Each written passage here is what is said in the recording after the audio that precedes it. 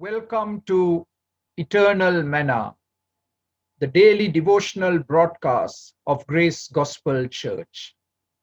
Yesterday, we concluded our journey on Psalm 16, and today we want to look at Psalm 17 and the first three verses. And again, a psalm of David. And again, the circumstances probably when he was on the run from Saul. Verse 1. O Lord, hear my plea for justice. Listen to my cry for help. Pay attention to my prayer, for it comes from honest lips. And again, it's a prayer. And three times over, we find David calling upon the Lord. Hear my plea. Listen to my cry. Pay attention to my prayer. Now, of course, we know God is listening to our prayers. But sometimes, like David, we articulate expressions like this, isn't it? Especially when we face circumstances that are overwhelming. Lord, please hear my plea. Oh Lord, listen to my cry and pay attention to my prayer. So, what was David praying for? He was praying for justice. David looked at his life with regard to King Saul, and David had been magnanimous.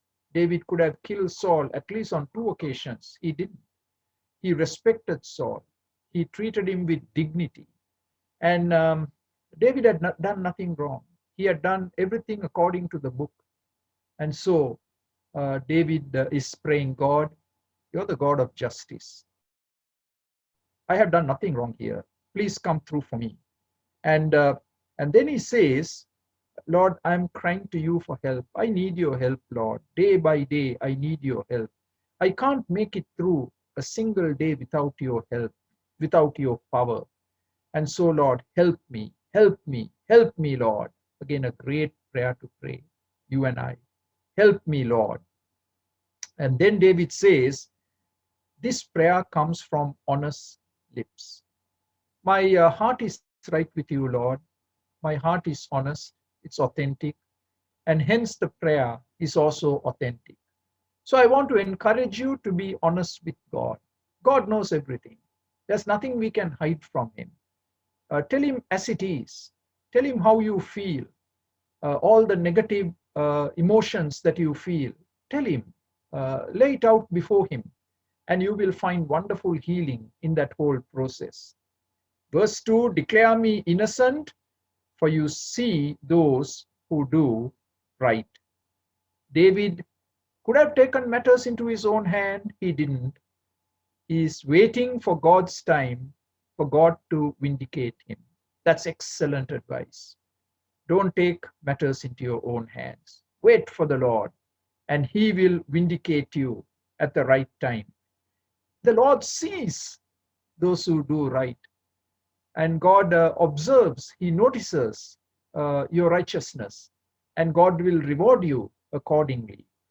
Verse 3, three times David says he's inviting God to really search him through and through. Let me read it. You have tested my thoughts. You have examined my heart in the night. You have scrutinized me and found nothing wrong. I'm determined not to sin in what I say. Again, you can preach a whole sermon on this verse. Look at the three words: tested, examined, scrutinized. Those are words that we necessarily don't like too much. We don't want anyone to probe our life, right?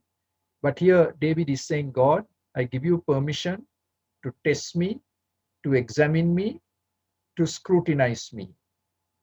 So, three questions. Will I allow God to test me? Am I correctable? And will I listen to others when they tell me that I am wrong? Those are good indicators that we have asked the Lord to really test us, examine us, and scrutinize us. And David says, test my thoughts, because that's where all sin originates, isn't it? Test my thoughts, all the negativity, the bitterness, the maliciousness, the evil. Test my thoughts, Lord, and cleanse me. And Lord, I am determined not to sin in what I say. The organ that causes us to sin the most is our tongue. And here David says, God, I'm making a resolution. I don't want to sin with my tongue. I don't want to say anything negative about Saul or anyone else for that matter. Lord, I want to remain positive. I want to speak words of encouragement to myself and to the people who are following me. So, just a couple of words of advice for you and for me. Think before you speak. And after you have spoken, I have spoken, analyze what we have said. And it's always good to check ourselves before we speak. Why leave room for regret for having said things that we shouldn't have said to our wife, to our husband, to our children, to our fellow believer? And words once spoken cannot be recalled. They are almost permanently written in the mind of that person to whom we spoke it.